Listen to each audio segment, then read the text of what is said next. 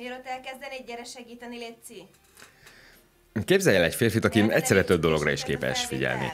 Ugye, hogy lehetetlen. Nagyjából ugyanilyen nehéz elképzelni, vagy felfogni a kvantum számítógépek világát is, a működésüket, a sebességüket, és hogyha belásod magad a témába, akkor millió kérdésed lesz, és hogyha megpróbálod felfogni, akkor abba egy kicsit beleőrülsz. Jó, nem mindenki, de lássuk be, a társadalom javarésze nem elméleti fizikus, és nem egy kvantumfizikai kutatás miatt nem cseréltük ki az izzót a konyhában már egy fél éve. Ennek ellenére megpróbálom egy kicsit közelebb hozni a témát, és nagyjából részletesen kifejteni, dacára annak, hogy én sem lettem a téma a Lionel Messi vagy LeBron James, és hát nekem is mirgalmatlanul sok kérdésem lett, de bátran merem állítani, hogy nem igazán fogtam fel. Persze értem és értelmezem a kapott információkat, de ebbe belegondolni, vagy tényleg megpróbálni, hogy igazán felfogni, az az igazi téboly. Köszi amúgy. Mit? Kértem segítséget a felvétel előtt. Bocs, nem hallottam, kellek még? Nem, már nem. Köszi, és bocs.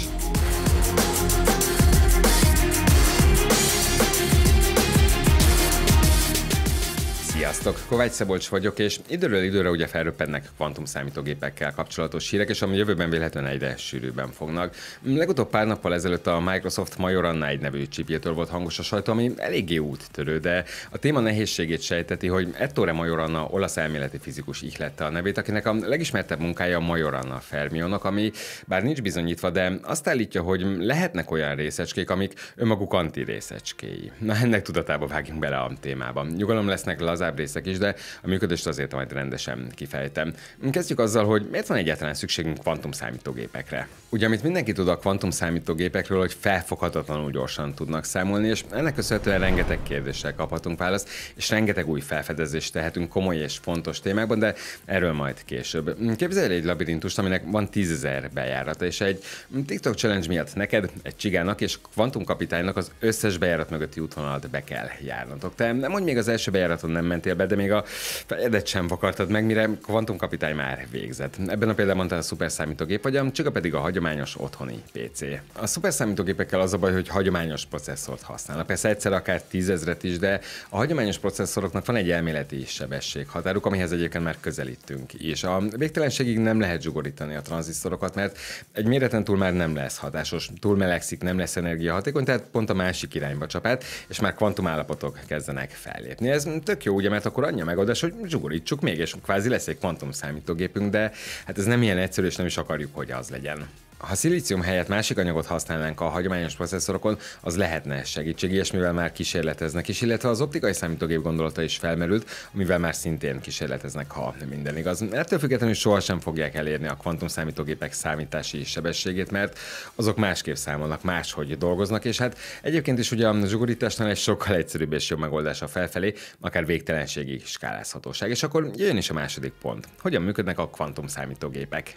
A hagyományos számítógép processzorokon tranzisztorok vannak, amik egy bináris állapotot képviselnek, ami a 0 vagy 1 értéket tudja reprezentálni, tehát vagy ez, vagy az. Hogyha villanykapcsolóként tekintünk rá, akkor ugye az vagy fel van kapcsolva, vagy le, vagy van áram, vagy nincs. Na most a számítógépek irgalmatlan tempóba kapcsolnak több, akár 13-15 milliárd villanykapcsolót, tehát számolnak. Ezzel szemben a kvantumszámítógépek a kvantumfizika törvényeit kívánják használni, tehát a hagyományos bitekkel való számolást el is lehet felejteni. A kvantummechanika egyik alapelve a szuperpozíció, ami azt mondja ki, hogy egy kvantumrendszer, mondjuk egy foton vagy elektron egyszerre több állapotban van, amíg azt meg nem vizsgáljuk. Erre a leghíresebb példa Schrödinger macskája, aki ugye egyszerre él és halott, amíg meg nem vizsgáljuk, és még millió példát lehetne hozni, de most talán nem menjünk abba bele, hogy kin van bugyi, meg kin. Nincs, ez a videó nem arról szól. Szóval egy kvantumszámítógépnél is létre kell hozni egy kvantumrendszert a számoláshoz, hogy létrejöhessen a szuperpozíciós állapot, de hát ehhez egészen más környezet kell, anyaghasználatot és mindent tekintve.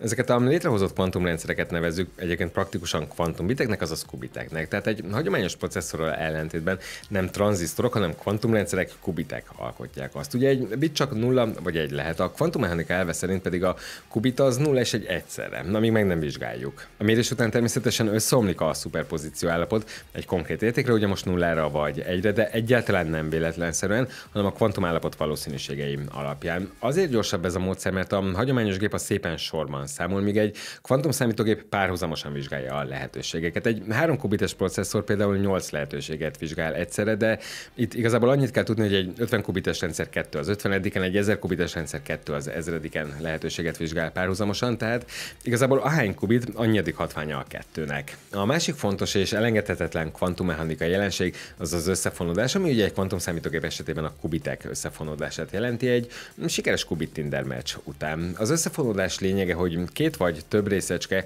úgy kapcsolódik össze, hogy az egyik állapotának a megmérése azonnal meghatározza a másik állapotát is, függetlenül a távolságtól. Ezt úgy kell érteni, hogyha mi most összefonódnánk, és te elmennél egy veszélyes túrára olyan helyre, ahol nincs térerő, akkor ha a szüleid aggódnának érted, akkor elég eljönniük hozzám, és elég azt vizsgálni, hogy én élek-e, így azonnal megtudnák azt is, hogy te élsz-e.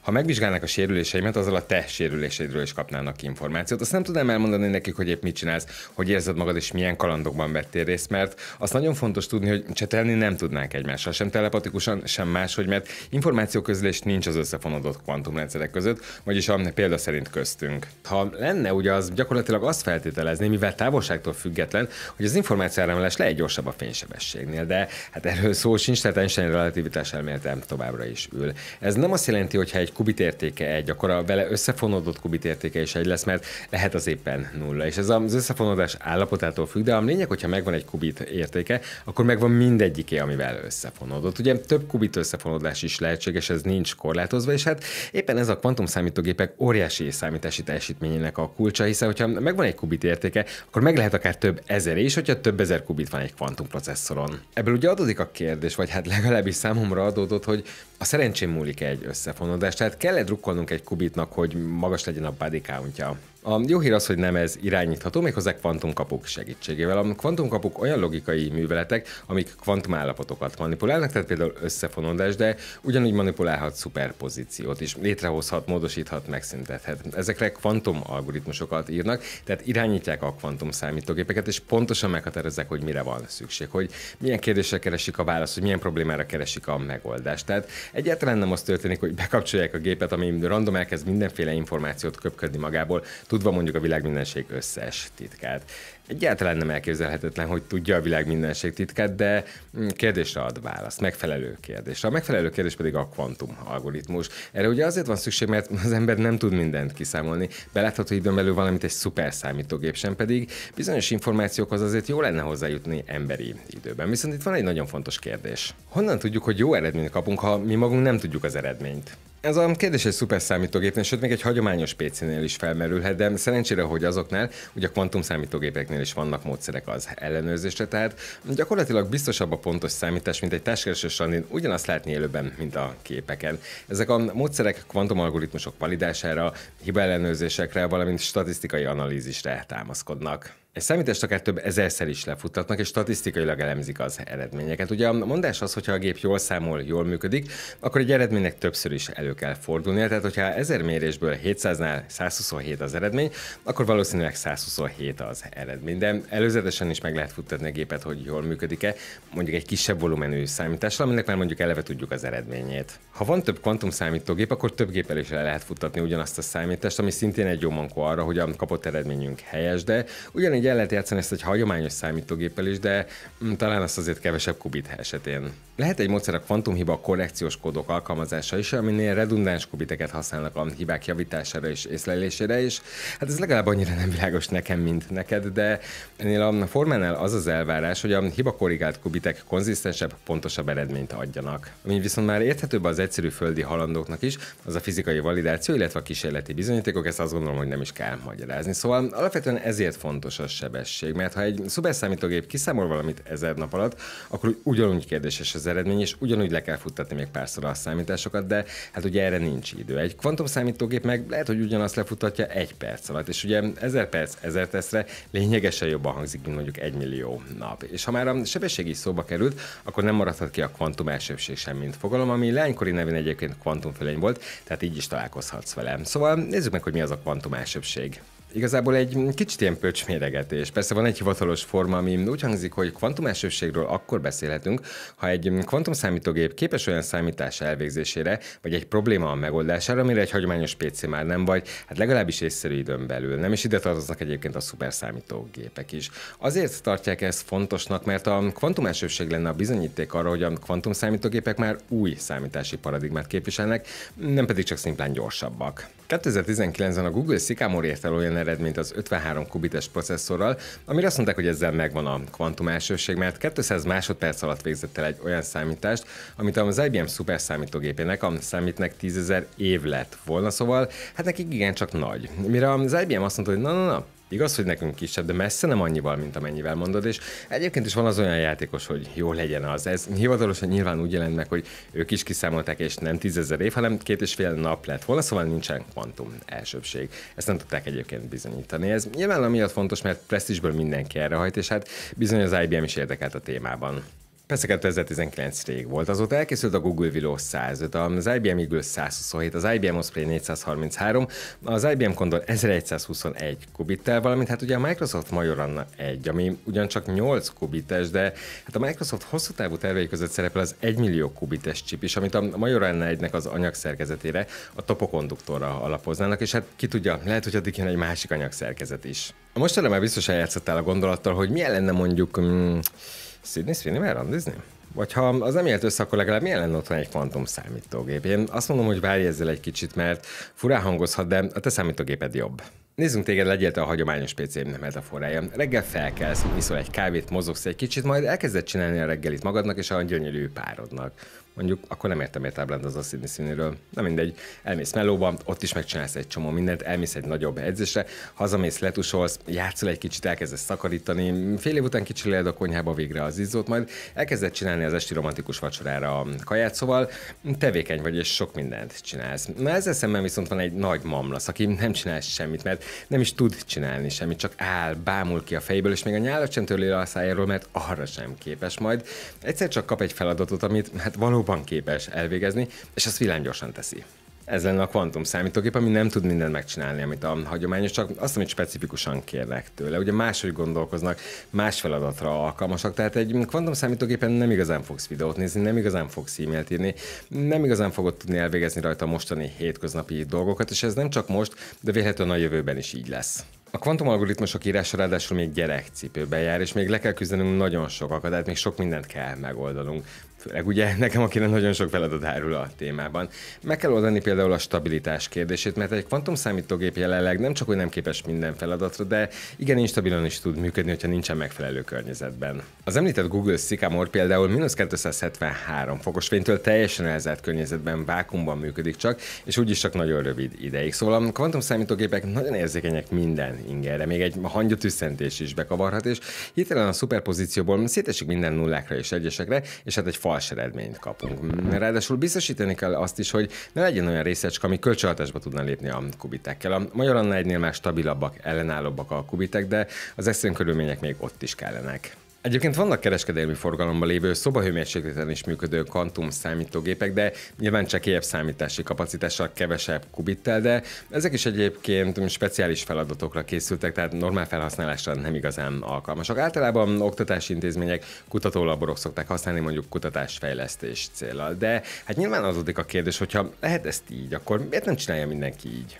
Mert ezek bármennyire is ígéretesek, azért vannak vele kihívások, és korlátozottak a lehetőségek, mondjuk a kubitek számát illetően, és hát a hibatűrést is nehéz biztosítani. Ezek inkább gyakorlati tapasztalatot adnak a kvantum számítógépek világába, mint sem, hogy nagyobb, komolyabb feladatokat oldjanak meg. Ezek után viszont azért felmerülhet a kérdés, hogy mégis mi a bukbánatosból készülnek a kvantumprocesszorok, hogy ennyire érzékenyek, de mégis így bírják az extrém hideget. Ez egy kicsit olyan, mintha Chuck Norris minden kis apró beszólásra elsírná magát. Szóval miből készülnek a kvantumprocesszorok? Itt ugye leginkább olyan anyagokra van szükség, amik képesek biztosítani, hogy a kvantummechanikai állapotok fennmaradjanak, illetve minimalizálják vagy teljesen kizárják a külső ingereket. A legelterjedtebb anyagok a szupravezetők vagy szupervezetők, illetve az ioncsapdák, mert a szupravezető például -273 fokban sem mutat elektromos ellenállást, ami így minimalizálja a hőtermelést és ezáltal a zajokat. Az ioncsapdák pedig egy elektromágneses mezőbe zárják az ionokat, ahol semmi sem zavarja őket, és innentől kezdve pedig lézerekkel manipulálják a kvantumállapotokat.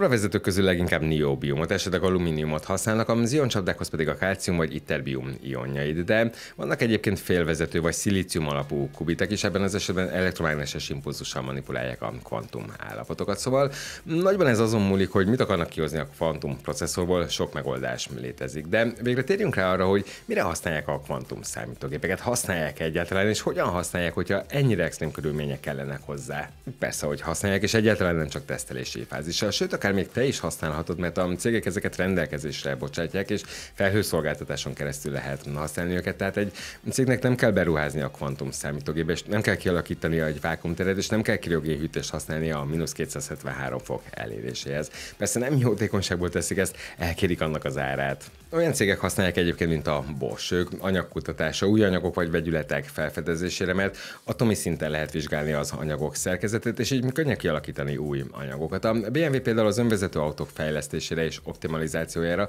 a Volkswagen a hatékonyabb autófestési rendszer kidolgozására használta, a Sevon Foods a működését optimalizálta, a Daimler az akkumulátorfejlesztésben látott fantáziát, a Német Rákutatóintézet pedig az adatok feldolgozásába és elemzésébe, mert itt személyenként akár 100 terabájtnyi adat is lehet, és az elemzés után lehet akár személyre szabott kezelést is javasolni. A gyógyászatban egyébként is nagyon fontos, kiemelt szerepe lehet a kvantum számítógépeknek, mert 2020-ban például az IBM Summit szuperszámítógép 77 hatóanyagot talált COVID ellen 2 nap alatt. A gyógyszeriparnak egyébként is rengeteg pénzt tud spórolni, mert a kutatásfejlesztés elviszi a bevételeik 15%-át, és hát az így spórolt pénzt költhetik egészen más célokra, akár jó célokra. Ha meg nem így tesznek, akkor költséggyógyszerre, nem?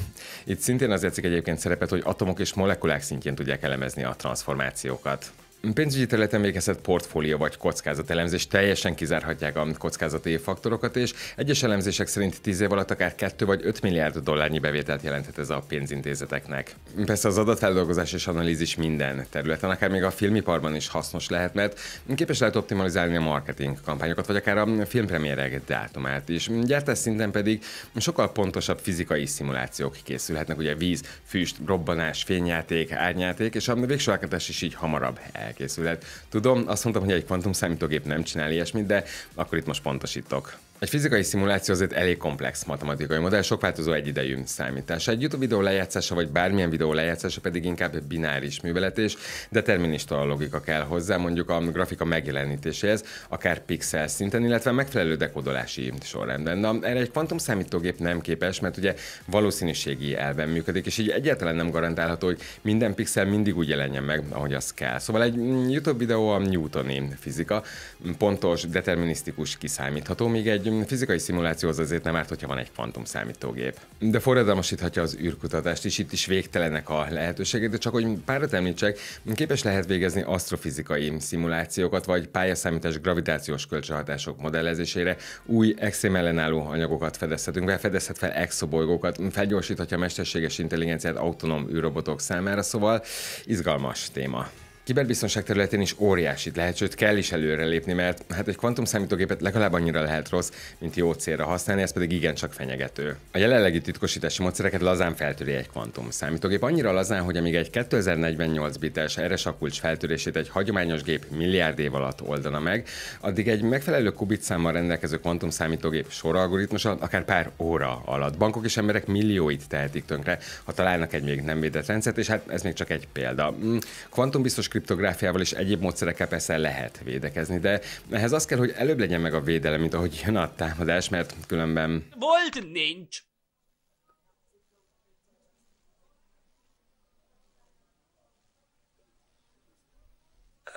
Mi van? Ennyi volt, nincs több. Mi nincs több? A pénz a számládon volt, nincs. Miről beszél? Van 100 dolcsim. Nem, most már nincs hús. És hát akkor ott van ugye a hadipar. Tudják növelni a jelenlegi fegyverek hatékonyság, új robbanóanyagokat fedezhetnek fel, a biológiai fegyverek is egészen új szintet képviselhetnek. Tudják optimalizálni egy hadsereg stratégiáját, vagy éppen a rakétapályákat, de hát ezt is sajnos hosszasan lehet sorolni. Szóval, kedves egyesek és nullák, van még kérdés? Szerintem találkozunk a komment szekcióban. Köszönöm, hogy velem voltatok, és találkozunk legközelebb. Sziasztok!